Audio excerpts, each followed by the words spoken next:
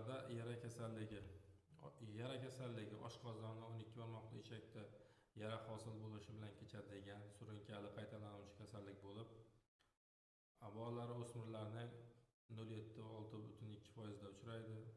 Yoshga nisbatan bolalarni 8-12 yoshdagi bolalarda ko'proq uchraydi.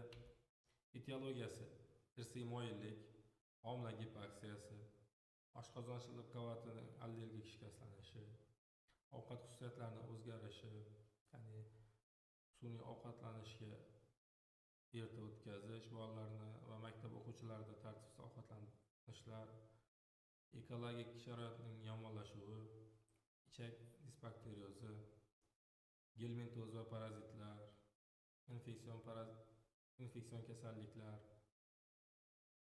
boshqa somatik kasalliklar, ya'ni jigar, oshqozon osti bezi, ichak va buyraklardagi surunkali kasalliklar, endokrin tizim kasalliklari, refluks, ya'ni sfinkter apparatining yetishmovchiligi, almashinuv jarayonlarining buzilishi, uzoq vaqt ruhiy zo'riqishlar va dorilar ta'sirida kelib chiqishi mumkin. Ya'ni glikokortikosteroidlar va yallig'lanishga qarshi nosteroid dori vositalarini uzoq vaqt qo'llashlar natijasida yara kasalligining paydo bo'lishida Helicobacter pylorining ham roli katta. Ular ko'proq oshqozonning antral qismini zararlaydi. Yara kasalligining tasnifi: joylashish bo'yicha oshqozon, 12 barmoqli ichak va ularning birgalikda uchrashi. Klinik fazasiga ko'ra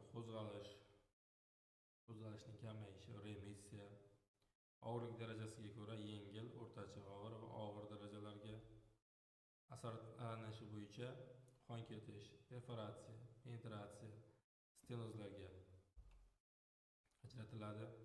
Klinik ko'rinishida asosan 3 ta sindrom farqlanadi: og'riq, dispeptik sindrom va astenovektativ sindromlar. Oshqozonning yuqori qismi yaralarida og'riqlar tez-tez kuzatilib, to'sh ortida yoki undan chaproqda joylashadi va xarakteriga ko'ra stenokardiya og'riqlariga o'xshab ketadi. 12 barmoqli ichak yarasi uchun asosan kechki ovqatdan keyin 1,5-3 soat o'tgach, och qoringa tungi ovqat iste'mol qilgandan keyin paydo bo'luvchi og'riqlar xos. Ular asosan kesuvchi, sanchuvchi xarakterga ega. Oshqozonning orqa devori va kardial qismlari yaralarida og'riq ovqat iste'mol qilgandan keyin yuzaga keladi va xanjarsimon o'siq asosida joylashadi. Mendel simptom musbat bo'ladi. Og'riqlar simillovchi to'mtoq xarakterga ega bo'ladi. Kichik egrik yaralari uchun ovqatdan so'ng 1,5 soatdan keyin yuzaga keladigan epigastral sohadagi og'riqlar xos. Bemorlarda ko'proq ko'ngil aynish va jig'ildan qaynashlar kuzatiladi. Qayd qilish kamroq uchraydi. Antral yaralarda aniq davriylik va och qoringa yuzaga keladigan og'riqlar kuzatiladi. Bunda barcha bemorlarda oshqozon sekretor faoliyatining oshishi qayd etiladi. Kasallik qonashga ham moyil bo'ladi. Bemorlarning majburiy holatlari: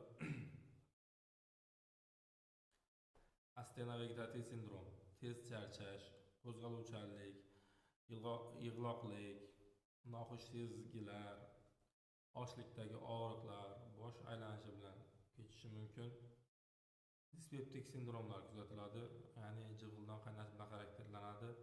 Dispeptik simptomlarning ketma-ketligi, jig'ildan qaynashi, og'riq, ko'ngil aynishi, qusish va dispeptik sindromning yengillashishi kuzatiladi.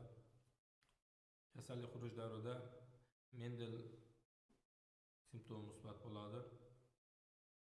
Tashxis qo'yish: laboratoriya tekshiruvlari, umumiy qon va siydik tahlillari, najasni tahlil qilish, biokimyoviy qon tahlili, oshqozon shirasi tahlillari nordonlik darajasini aniqlash uchun. Aniq tashxislashni EKDS bizga beradi. Agar buni o'tkazishga qarshi ko'rsatmalar bo'lsa, bari bilan rentgen kontrast tekshiruvi o'tkaziladi. qiyosiy tashxislashda yara kasalligini surunkali gastrit va gastroduodenitdan farqlash, oshqozon ichak o'sma kasalliklari, oshqozon ichak ximik kuyishlaridan davolash. Bemor statsionar sharoitda 2-3 hafta davomida davolanadi. Birinchi parhez tavsiya etiladi. Antasidlar qo'llaniladi. Almagel A'lar, H2 gistamin blokatorlar qo'llaniladi. 7 yoshgacha bo'lgan bolalarda mumkin emas bular. Yarani Helicobacter pylori keltirib chiqargan bo'lsa, antibiotiklar qo'llaniladi. Bularda amoxicillin, metronidazollar yaxshi yordam beradi. Profilaktikasi bolalarda yara kasalligi ko'proq bahorda kuzatiladi.